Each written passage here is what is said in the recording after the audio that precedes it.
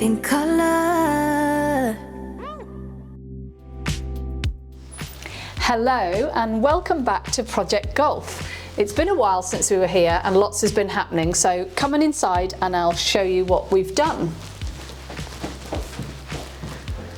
So first of all, you might remember we had those round columns. We had one here in the middle of the kitchen wall and we've squared it off to add the island to. And as soon as we did that, the two round columns on this side of the room were just screaming at me.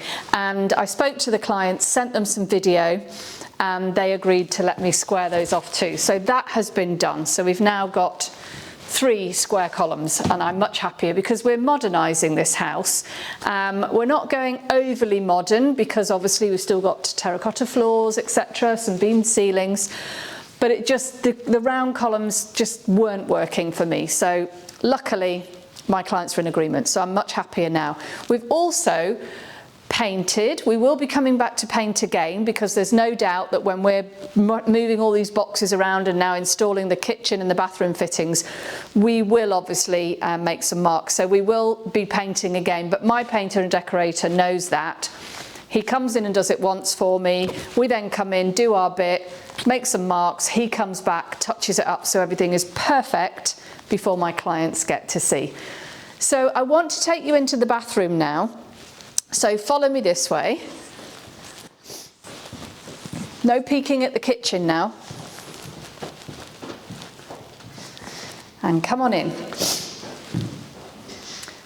So you can now start to get a real feel for how this bathroom is going to work. And it feels so much bigger in here. I don't know if you can even remember, before we started, we had these built-in basins here with big heavy walls here.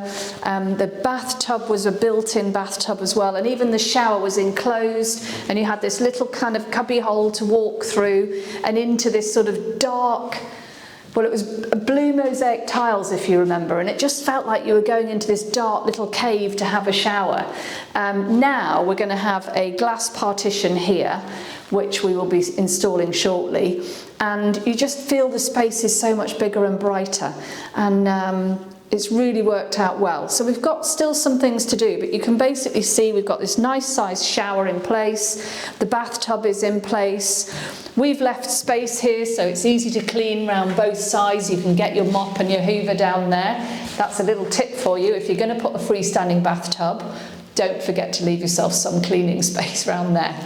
Now these windows here, this is like a privacy film because we do have neighbours there, and the owners don't want curtains or blinds in here for obvious reasons. So we will be removing this because we've damaged it during our work. We'll be removing it, cleaning all those windows up, and then replacing it with some privacy screen again. So that's a little job on my list. We've also got some more finishing touches to do in here, finishing off the recess here and putting in the LED light. Finishing off these edges here and putting our door architraves back. And in here, we moved the toilet over to the centre. It was to one side before with a bidet, so we've now centred that, and we've put in the hidden cistern. We've got this nice shelf running all the way across. And here we had a towel heater, which didn't really make much sense being in the toilet area, so we've moved that outside to the bathroom. So we're going to be putting that just on that wall outside there near the bath and the shower. And on here I've got a nice storage cupboard ordered, which just ties in with the rest of the bathroom furniture, and the door will go back on here. So really pleased, we're getting there. Not that much more to go to just finish this room off, and then obviously we've got to install the lit mirror there above the basins and have a good old clean up, and then some accessories. So really pleased with this, and we're going to be finished ahead of time. So now let's go and have a look at the kitchen. I'm just going to have a quick little chat with my cabinet maker and kitchen fitter because we've got a few little queries to discuss. So I'm just going to do that, and then I'll come back to you and just let you know what's going on in there and what we've done. Que teníamos que darle desde aquí 25 Y aquí tenemos 1,20 m, quedarían 95. Yeah. Okay. Ay, mira. Sí, pero en el plano, o sea, la medida de los muebles es buena. Lo que no coincide es la medida de la pared total. Bueno, no, ahora ya. A lo mejor... ¿No? Porque no has medido desde ahí. Están aquí, han quedado un poco en el de esto, pero... Vale, y aquí el lavavajillas, sí, vale, ok. ¿Y a la altura de esto? Este es entrepaño, tenemos debajo del mueble esta línea, así, y vale, ok. Y aquí. Vale. Okay, so chat over, and they've gone off for lunch break now, so I'm going to just tell you what's going on here, but you can start to see that the kitchen's coming together. This is going to be the final colour of the kitchen, so it's this nice sort of taupey mushroom colour.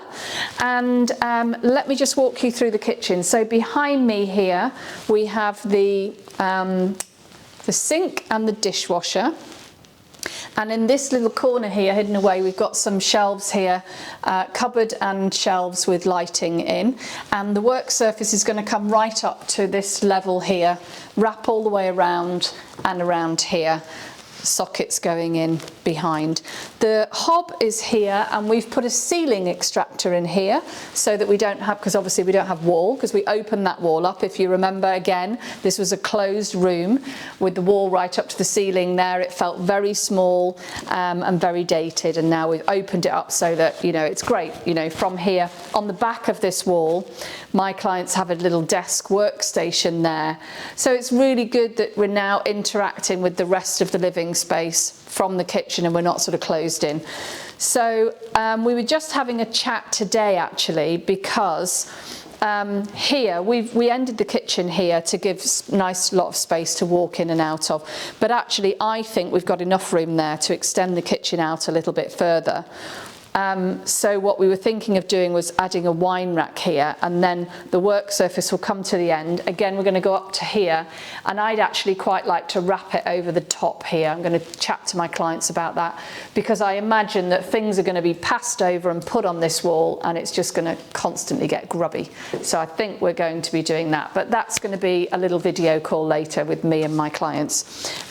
So moving along here, we've got a nice pull-out larder system here, and then we've got our ovens and oven microwave with storage above and below. We've got fridge freezer, another pull-out larder, fridge freezer in this unit, and then we have like a little hidden breakfast area. So the doors actually, I can't show them today, but the doors actually fold in to this side and come forwards.